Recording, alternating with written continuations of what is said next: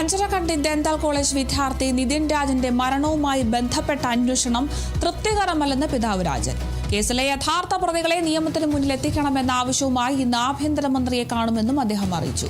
നിതിൻ ആത്മഹത്യ ചെയ്തതല്ല, കൊലപ്പെടുത്തിയതാണെന്നാണ് കുടുംബത്തിന്റെ നിലപാടെന്നും രാജൻ പറഞ്ഞു. കേസിൽ പുതിയ അന്വേഷണ സംഘത്തെ നിയോഗിക്കണമെന്നും അദ്ദേഹം ആവശ്യപ്പെട്ടു. കണ്ണൂരിൽ നിന്ന് അന്വേഷണം അട്ടിമറിക്കപ്പെട്ടതിന്റെ ഫലമായാണ് കേസിലെ പ്രതിയായ സംഗീതയ്ക്ക് ജാമ്യം ലഭിച്ചതെന്നും രാജൻ ആരോപിച്ചു.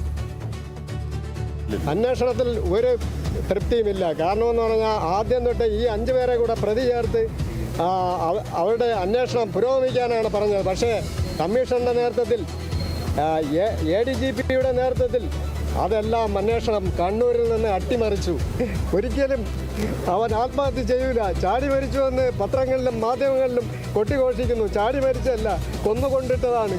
അവന് നീതി വേണം. നീതിക്ക് വേണ്ടിയാണ് ഈ പിതാവ്, കുടുംബം, സംഘടനകൾ എല്ലാവരും അലയുന്നത്. നിങ്ങളെല്ലാം അത് പുറത്തു കൊണ്ടുവരണം. നഷ്ടം തന്നെയാണ്. അതിനുവേണ്ടി ഞങ്ങൾ ഏതറ്റം വരെയും പോകും, നിതിൻ്റെ നീതിക്ക് വേണ്ടി.